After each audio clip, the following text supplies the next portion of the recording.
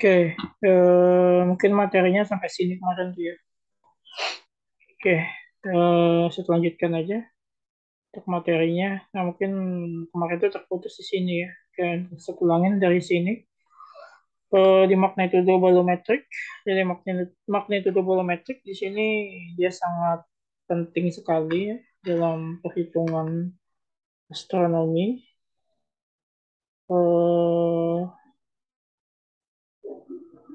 Oke, artinya di situ adalah magnitudo rata-rata, jadi kecemerlangan rata-rata daripada suatu bintang kayak gitu. Diukur dari seluruh panjang gelombang. Eh, jadi panjang gelombang dari apa namanya dari bolometrik ini, jadi diukur dari semuanya. Kalau kita lihat kan panjang gelombang itu kan ada namanya merah, hijau, jingga, ya, kuning, hijau, biru, itu dua, tiga, empat, lima, ungu dan nila ya. Jadi ada merah, jingga, kuning, hijau, biru, ungu dan nila. Jadi ada 7 warna. Nah, 7 warna ini kan kalau kita gabungkan biasanya bentuk jadi warna putih kayak gitu. Nah, magnitudo bolometrik itu berkaitan dengan kecemerlangan suatu bintang karena dia menyerap warna semua ini sehingga memancarkan warna putih seperti cahaya warna putih. Dia punya rumus M bolometrik sama dengan minus 0,25 logaritma E bol plus C bol. Nah, nanti kalau di OSP-nya nanti kan sudah ada petunjuknya di apa namanya di videonya yang tadi share itu. Di sana nanti kalau untuk pertanyaan pengisian jawabannya nanti dengan menggunakan sesuai petunjuk yang ada di video tersebut. Jadi jangan menyalahkan dari video tersebut kayak gitu. Di sana sudah dicantumkan petunjuk untuk mengerjakan esainya. Jadi menuliskan jawaban di kolom esai itu bagaimana gitu. Itu nanti bukan esai tapi isian singkat saja. Jadi misalnya yang ditanyakan nilainya adalah berapa, misalnya 2,5, maka tulis saja 2,5 atau 2,5 gitu dengan menggunakan kalau ini kan pengaturan dalam bahasa Inggris, kalau ini pengaturan dalam bahasa Indonesia gitu. Jadi cukup menuliskan angkanya saja kayak gitu, tidak perlu menuliskan kalimat yang panjang kayak gitu. Kalau diminta itu hanya menuliskan angkanya saja.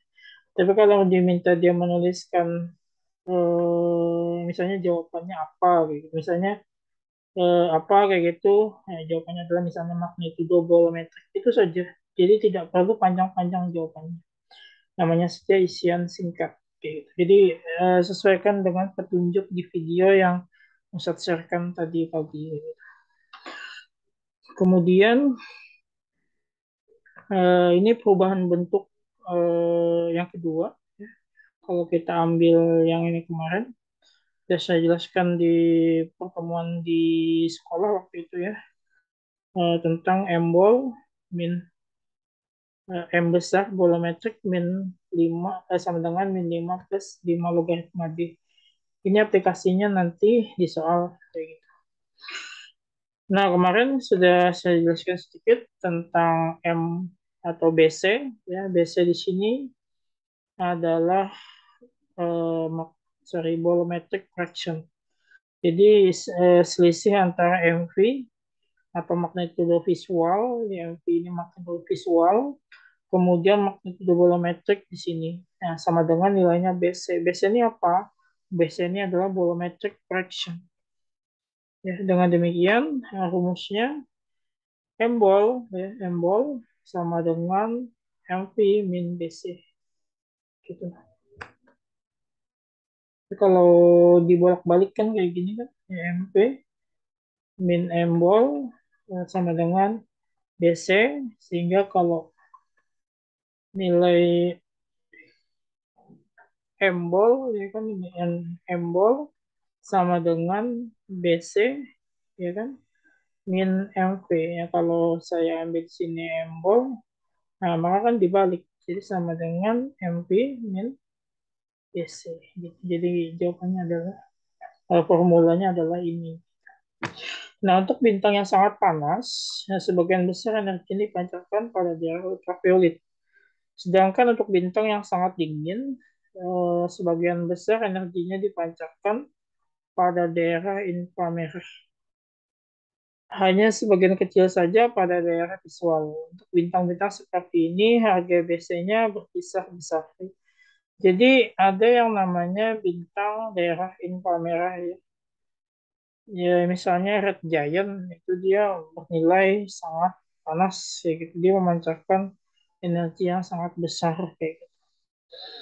Nah, harga biasanya juga bernilai besar. Sedangkan untuk bintang-bintang yang temperaturnya sedang, yang mana sebagian besar radiasinya biasanya kecil. Contohnya adalah matahari. Matahari itu termasuk bintang dengan temperatur sedang ya, padahal panas sekali gitu.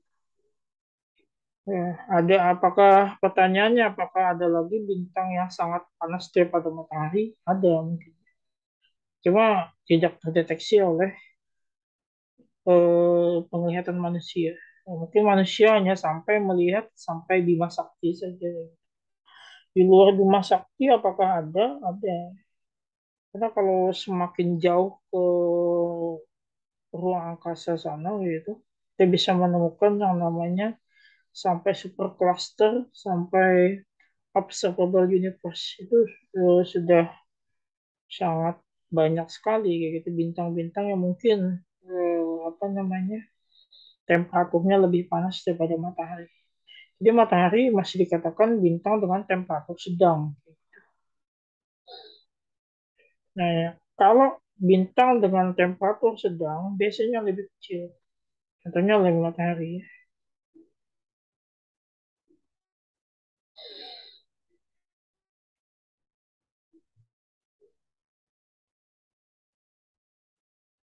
Ya, jadi berkebalikan. Semakin dia kecil BC, harga BC-nya, BC-nya semakin kecil ya, semakin kecil. Oke, saya ini kan semakin kecil, BC-nya semakin kecil harga BC, maka semakin panas. Semakin besar harga BC, semakin dingin. Jadi gitu. Nah, kalau tadi si matahari dikatakan bintang yang memiliki temperatur sedang. Apakah ada lagi yang lebih panas? Ada, kayak gitu. Berarti semakin panas satu bintang, berarti semakin kecil harga BC-nya.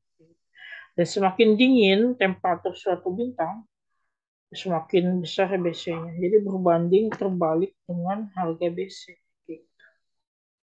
Nah, ini semakin kayak gini ya, semakin kayak gini. Nah, semakin ke bawah, ini semakin kecil BC-nya, maka temperaturnya semakin panas. Gitu. Nah, ini salah satu tabel ya, indeks warna bintang menurut temperatur efektifnya. Ya. Jarak utama kelas 5, jadi dia punya kelas-kelasnya, atau cluster si bintang ini. Dilihat dari spektrumnya, misalnya O5, BP, nah ini temperatur efektif, logaritma temperatur efektif, dan BC. 05 ini min 032 harga temperaturnya 54.000 Kelvin, ini sangat panas ya. Ini sangat panas. Bandingkan dengan BV-nya. BV-nya kecil, negatif 32. Lihat, negatif 32, negatif 0,32 ini lebih kecil daripada negatif 0,30 yang ini. Semakin besar, semakin ke bawah, ini harga BV-nya semakin besar. Ya, ini negatif semakin kecil. Ini semakin ke atas semakin kecil. Dia temperaturnya semakin ke atas semakin panas. Gitu ya. Ini sampai 54.000. Jadi tadi sesuai dengan konsep tadi, semakin dia kecil harga BV-nya, semakin panas bintang tersebut atau semakin tinggi temperatur. Nah, dia juga berbanding lurus dengan logaritma efektif. Ya. Di matematika sebenarnya namanya belajar logaritma. Ya. Nah, logaritma ini fungsinya salah satunya untuk melihat temperatur. Jadi ketika temperatur ini dilogaritmakan, berarti dia saling berhubungan, ya linear atau lurus. Ya. Jadi sejalan ketika harga temperatur efektifnya 54.000 misalnya, maka logaritma efektifnya juga meningkat ke atas. Jadi dia semakin meningkat temperatur efektif, semakin meningkat juga logaritmanya. Gitu. Nah, begitu juga dengan BC. BC sama, jadi sejalan. BC juga naik. Nah, yang berkebalikan tadi adalah BV. Semakin kecil harga BV, ini semuanya semakin naik. Tuh. Ini nama-nama bintangnya ya, termasuk matahari namanya B2. Gitu. Digolongkan namanya B2. Ini cluster kelas 5 ya. Nah, kemudian ada lagi namanya raksasa ya, atau disebut sebagai giant ya. Sebagai giant. Nah, bintang giant ini juga sama, BV-nya semakin kecil ke atas. Semakin kecil ya, semakin kecil kan. Dan makin ke bawah semakin besar kayak gitu. Ini juga semakin ke atas, ini semakin besar sama. Ini juga sama semakin besar, ini juga sama. Nah, ini malah berbalik nih. Ya, semakin ke sini semakin kecil juga. Nah, ini berbalik arah dengan yang kelas 5 spektrumnya. Ya. Kenapa seperti itu? Ya, alasannya salah satunya mungkin karena dia memiliki sebentar,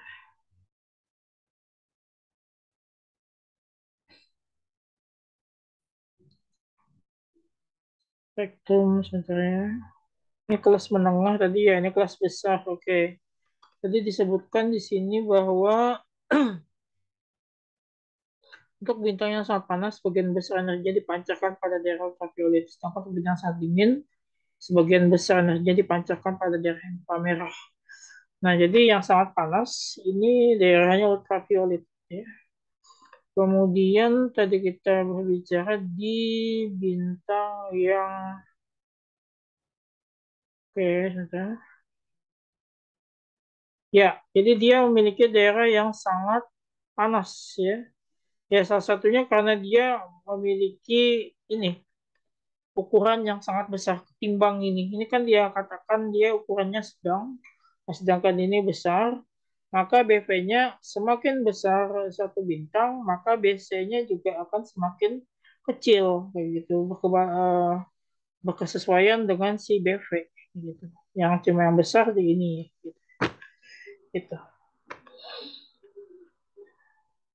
Nah, beda lagi dengan bintang kelas satu. Ini maharaksasa ya. Jadi disebut sebagai apa ya? Eh, Supergiant lah ya. Supergiant kelas satu. Ini tidak lagi kelas 2 ya, tapi kelas satu semuanya. Nah, di sini BV-nya semakin ke atas, semakin kecil juga sama ya. Oke. Ini semakin panas, ini semakin besar, semakin panas juga. Nah, ini beda-beda ini nilainya. Bentar.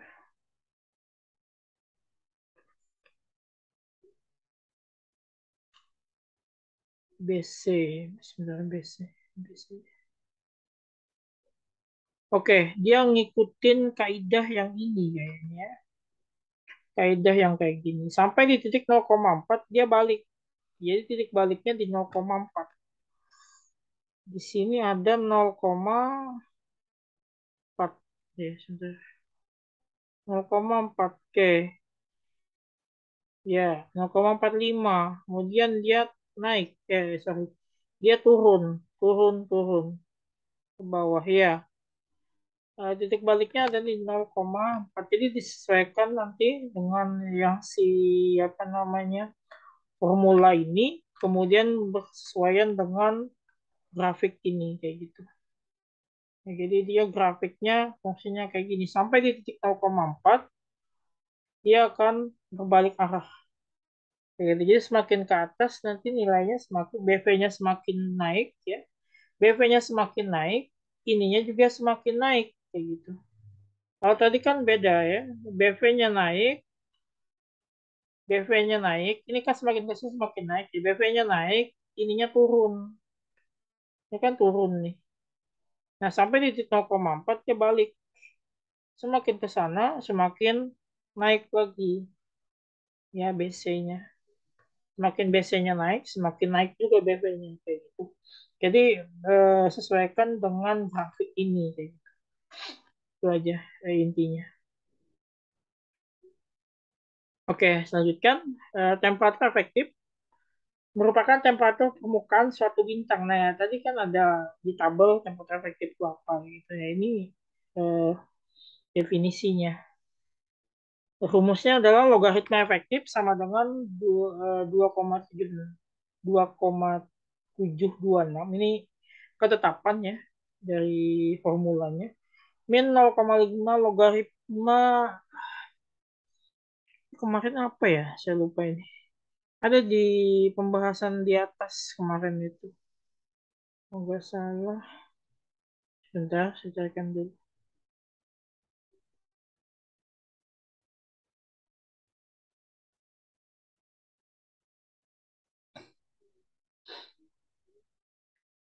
Oh, bukan. Sebentar ya.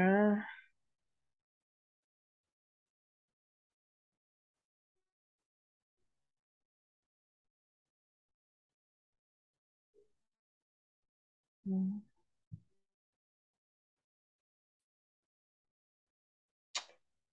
Diameter sudut bintang. Oke, sorry. Ini di sini. Diameter sudut bintang. Ini bacanya saya lupa apakah C. Kalau nggak salah mirip kayak C atau V kayak gitu. V kayaknya. Ini alfabet Yunani. Nanti saya coba carikan lagi apa ininya kayak gitu. Tapi definisinya adalah diameter sudut bintang. Satuannya adalah ini detik ini ya. Dua kayak gini detik namanya. Kalau satu kan menit ya. Kalau derajat ya. Kayak gitu. Kalau derajat ada menit, ada detik kayak gitu kan.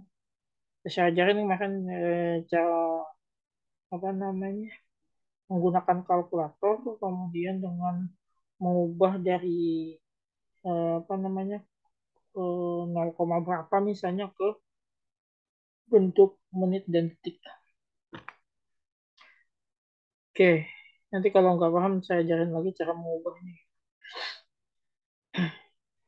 Nah, di situ dijelaskan 0,5 logaritma pi misalnya min 0,1 embol ya, magnitudo bolometrik di mana T efektif adalah temperatur efektif bintang, satunya Kelvin. Jadi menghitungnya pakai Kelvin ya. Misalnya gini, kalau Kelvin kan tinggal ditambah dengan 273 Kelvin gitu. Misalnya 50 derajat Celcius yang berapa Kelvin gitu. Berarti kita tambah dengan 50 tambah 273 Kelvin. Nah, nanti akan hasilnya ada Kelvin. 273 misalnya tambah 50. Maka nilainya adalah 3. 7 tambah 2, ini 323 Kelvin. Jadi selalu dengan menggunakan nilai Kelvin kayak gitu kan perhitungannya. Ya tidak boleh dengan menggunakan derajat Celcius. Karena tetapan internasional menggunakan Kelvin. Nah, kemudian Pi adalah diameter sudut bintang, satuannya detik ya. Itu dapat pula dinyatakan dengan radius sudut alfa dengan memakai hubungan. Nah, ini dalam gerak melingkar sebenarnya ini. Di fisika saya belum sempat menjelaskan kayak gitu kan tentang ini. Tapi ada kok di buku kelas 10 itu ada. Mungkin bisa cari-cari sendiri nanti di internet tentang gerak melingkar. Panduannya ada di buku fisika kelas 10. Alfa R dibagi D. Ini berdasarkan gerak melingkar jadi. Kenapa dia pakai gerak melingkar? Ya karena di bintang itu kan pergerakannya rotasi kayak gitu. Dia berputar mengelilingi salah satunya mengelilingi apa namanya matahari juga. Kemudian peredarannya juga eh, selalu berputar kayak gitu kan. Ya rata-rata sih mengelilingi matahari gitu kan. peredarannya gitu. Kemudian mengelilingi galaksi juga ya, walaupun dia tidak mengelilingi matahari tapi juga mengelilingi galaksi. Nah, kemudian ini juga sama ya, ini hubungannya tadi kayak gitu. Kemudian alfa sama dengan setengah daripada pi. Nah, kita eh, masukkan hubungan-hubungan ini, ya kan? Nah, ternyata dia memakai hubungan alfa sama dengan setengah, maksudnya gimana ini ya? Gini lah, kayak setengah pi ya. Nanti saya coba cari apakah V, apakah C, saya lupa ini namanya. Dengan R adalah jari-jari bintang dan D adalah jarak bintang. Kalau saya substitusikan kan nilai ini bisa bisa ini kan. Bisa berapa V kayak gitu misalnya. Terus saya misalnya nyari R sama dengan berarti saya masukkan alfa dikali D. Berarti kalau saya mencari R dengan ini alfanya adalah setengah berarti setengah daripada ini kan kali D. Ya, berarti di sini R sama dengan ini D per 2 kayak gitu kan. Ini kan kayak gitu. Kalau saya kan nyari daripada nilai R-nya kayak gitu. Jadi rumus ini bisa dibolak-balikkan jadinya. Kemudian nanti perbanyak ini ya latihan yang disampaikan di mana itu channelnya Uda Niko. Itu teman saya Pak Niko itu kebanyakan seingat saya ada yang bahas ini nanti sambil dilihat-lihat aja kok kayak gitu. Ada seingat saya ada itu banyak soal-soal astronomi yang dia tampilkan di sana. Saya pikir dengan mempelajari yang di sana sudah cukup inilah kayak gitu. Jadi di sana kan lebih ke drilling soal kayak gitu, plus pembahasannya. Jadi lebih mudah dipahami juga channelnya udah Niko itu. Kebetulan teman saya juga yang bikin itu udah Niko itu. Jadi bisa nanti sambil dipelajari di sana. Gitu. Saya lebih menyampaikan ke materi, aplikasinya nanti sambil dilihat di sana. Tapi kalau nggak paham, boleh tanya sama saya.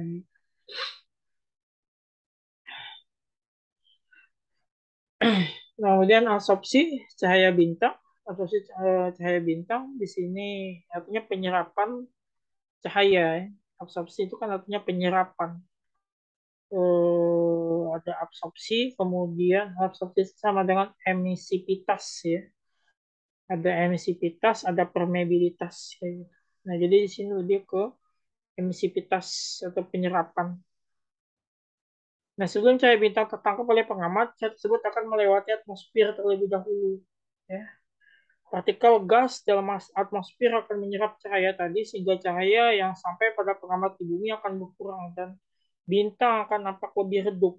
Jadi kalau kita misalnya ngelihat bintang, bintang itu sebenarnya di atas sana itu bintang itu sangat terang kayak gitu. Jadi kenapa bintang itu redup sampai ke bumi? Alasannya karena cahaya yang dipancarkan oleh bintang itu terpantul, terabsorpsi atau terserap oleh atmosfer, kemudian terpantul keluar lagi, sehingga sampai ke mata kita itu hanya sedikit cahaya yang ini. Apalagi ditambah dengan penerangan sekarang, ya, orang menamakannya sebagai polusi cahaya, kayak gitu. Polusi cahaya itu ya sehingga menyebabkan eh, kenampakan daripada bintang ke sebuah bintang itu tidak terang banget gitu, tampak lebih redup kayak gitu. Nah, jadi alasannya seperti itu.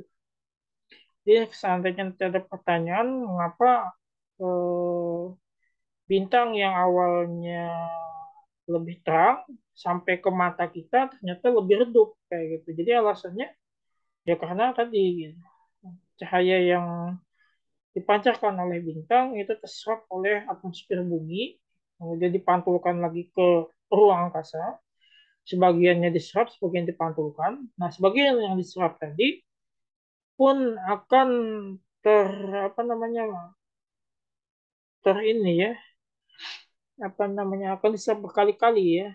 Kemudian partikel gas dalam atmosfer juga akan menyerap. Jadi ada partikel gas menyerap cahaya tadi sehingga berkurang ketika sampai ke mata kita. Gitu. Jadi salah satunya penyerapan tadi diakibatkan oleh atmosferia, kemudian partikel gas yang ada di permukaan atmosfer tadi atau di permukaan atau di dalam atmosfer tadi juga menyerapnya.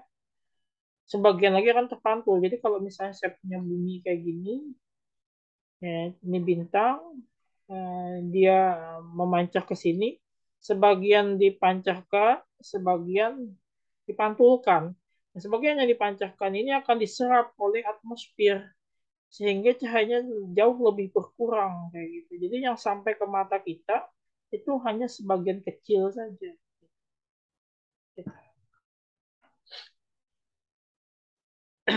Dengan begitu dengan metode oke. Dengan begitu, dengan metode terdahulu kita tidak dapat mengukur magnitudo bintang-bintang maupun benda langit lainnya dengan teliti. Perbedaan tersebut menyebabkan perbedaan ketebalan atmosfer yang berada pada garis lurus antara mata dengan bintang, sehingga besarnya penyerapan dapat diukur dengan perbandingan terang suatu bintang yang sama. Bintang standar yang diukur dari jarak zenit sudut yang berbeda. Dengan begitu, terang sebenarnya bintang-bintang lain atau bintang program ditentukan dengan rumus. Jadi ada rumusnya ini ya, atau tau 0 sama dengan ms1 min ms2 1,086 second. Di dalam trigonometri kan ada yang namanya sinus ya, sin, cos, tan, sinus, cosinus, tangent, kemudian cosecant, second, cosecant, kotangen. Ada second, cosecant, cosec, sama dengan dan kotangen, kot. Oke. Jadi nanti silakan di bentar ya, ini sisa 10 menit. Nanti masuk lagi kalau tertutup ya. Saya pakai yang basic enggak yang standar gitu. Jadi tertutup lagi. Nah, jadi di sini ada sin, cos, dan tan, kemudian second, cosecant, dan kotangan. Nah, yang dipakai di sini adalah secondnya. Second, ya. Seingat saya second itu sepersin ya, kalau nggak salah. Cosecant sepercos, kotangan sepertan, kayak gitu. Nah, kalau nggak salah ini seingat saya second sepersin, kayak gitu. Di trigonometri ada. Nah, itu nanti bisa sambil dipelajari lagi. Kemudian di sini ada second. Ini saya lupa lagi ini apa namanya. Si atau kalau nggak salah si ya. Si. Ada yang si kayak gini, seingat saya ada yang si kayak gini ya. Kayaknya si ya. Ini alfabet Yunani kayak gitu. Ini saya coba sharekan penamaan alfabet Yunani. Ada berapa puluh ini kayak gitu. Jadi ada yang kecil, ada yang besar. Kalau A kan ada A kayak gini, ada yang A besar kayak gini. Nah ini yang mirip yang kayak gini kayak gitu, kecil. Gitu. Nah, ini rumusnya untuk si terang sebenarnya bintang-bintang lain ya. Jadi dia bintang lain yang mempengaruhi pengamatan kita terhadap bintang tersebut kayak gitu. Ini formulanya.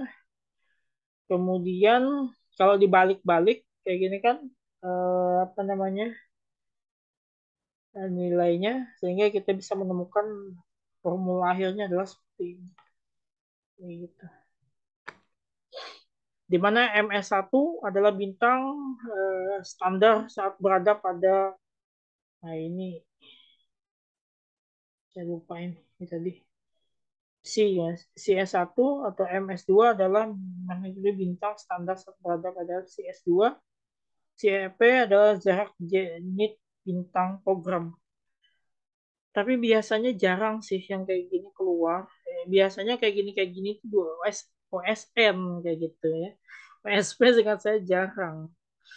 Tapi nggak apa-apa lah sebagai pengetahuan aja.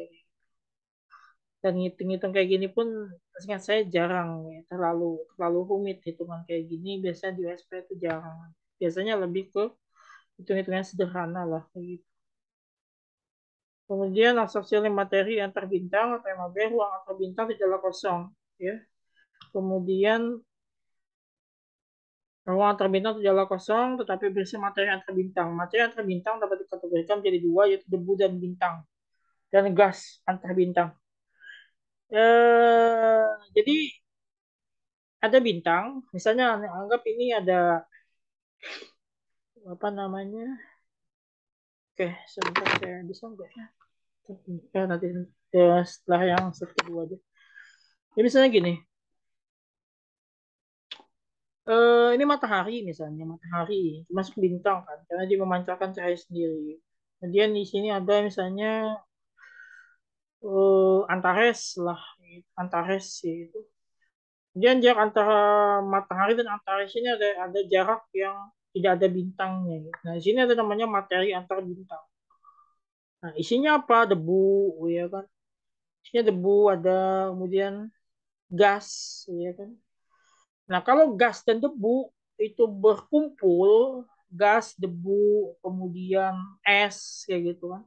Dia berkumpul sehingga kita menyebutnya sebagai namanya komet, komet atau bintang berekor, kayak gitu. Itu kumpulan daripada debu, debu dan gas, ya salah satu. Nah, kalau di sini disebutkan debu dia punya ada namanya debu antar bintang, ya kan? Dan gas antar bintang. Debu antar bintang dapat bentuk kumpulan besar sebagai nebula gelap. Nebula gelap. Jadi nebula ini namanya kayak gitu. Dia membentuk seperti sebuah apa ya pancaran cahaya kayak gitu. Cuma nggak terlalu ya mungkin nanti sampai dilihat ya gimana gambar nebula kayak gitu. Di Google ada kok gambar nebula nebula itu gimana, nebula gelap itu gimana. Kemudian host head nebula ini juga ada. Ini bentuknya kayak kuda kayak gitu. Jadi dia mirip kayak cahaya berpendar, cahaya. Kalau pernah lihat aurora kayak gitu di foto-foto kan ada aurora, ya mirip kayak gitu lah. Ada cahaya kayak gitu di langit. Nah ini cahaya di ruang angkasa kayak gitu. Ya kita menyebutnya sebagai langit juga kan. Nah, ini namanya adalah nebula, host nebula. Jadi dia bentuknya kayak kuda. Jadi nebulanya kayak kuda. Ini apa yang isinya? Isinya adalah debu tadi, kemudian dan gas. Kayak gitu. Nebula gelap mengakibatkan terhalangnya cahaya bintang. Ini menyebabkan terhalangnya. Jadi nebula ini seolah-olah menyerap jadinya, menyerap daripada cahaya sih. Terutama pada panjang gelombang pendek. Ya, ini pendek nih biru ungu, biru ungu. Nah makanya juga salah satunya kenapa mata kita sampai ke cahaya yang sampai ke mata kita itu cahaya bintang sedikit ya. Salah satunya karena kan atmosfer ini kan memancarkan memantulkan atau menyerap cahaya biru kayak gitu. Alasan kenapa dari ini ya, kalau kita lihat pada siang hari, kenapa langit itu berwarna biru kayak gitu, tidak berwarna hijau, tidak berwarna kuning kayak gitu. Ya alasannya karena panjang gelombang biru ya, itu sama frekuensinya ya, dengan atmosfer kita gitu. Sehingga ketika dia sampai ke atmosfer dia akan menghamburkan gelombang tersebut. Nah, kalau dalam bahasa fisika itu ada nama dan bahasa fisika itu karena dia frekuensi gitu, jadi dia berinterferensi atau bergabung gitu. Nah, sehingga ketika dia memancarkan atau memantulkan ke mata kita ya terlihatlah biru langit itu gitu. Dan sama seperti ini ketika dia ada gelombang pendek berwarna biru ungu ya, karena dia biru ungu itu masuk gelombang pendek. Nah, maka ketika dia karena ini gelap, jadi kan nebula gelap, ya dia akan diserapnya, diserap dan akan mudah dihamburkan, dia terhambur. Sehingga pancaran cahaya yang sampai ke mata kita pun akan berkurang kayak gitu. Jadi kan kalau ini bintang, nah ini ada nebula nebula gelap atau host nebula misalnya host nebula, makanya terhalang ke sini sehingga ini diserap oleh sini. Saat di sini sampai di sini nggak terlalu ini diserap lagi oleh atmosfer kita, maka yang sampai ke mata kita sedikit sekali kayak gitu cahayanya. Nah, ini disebut sebagai efek pemerahan.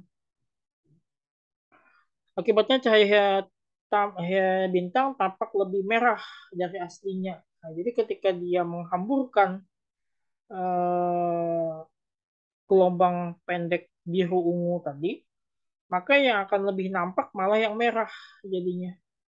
Makanya kita kenal kalau foto-foto nebula itu biasanya merah kayak gitu nebula. Kayak di Al-Quran juga ada tentang nebula. Gitu. Katanya bagai langit eh, terbelah bagaikan mawar merah kayak gitu kan. Itu di dalam Al-Quran saya lupa surah apa kayak gitu. Ya, bisa dicari tentang itu lebih ke sebenarnya adalah ciri daripada nebula kayak gitu. Oke, ini tertutup. Saya aktifkan lagi nanti. Silakan boleh masuk.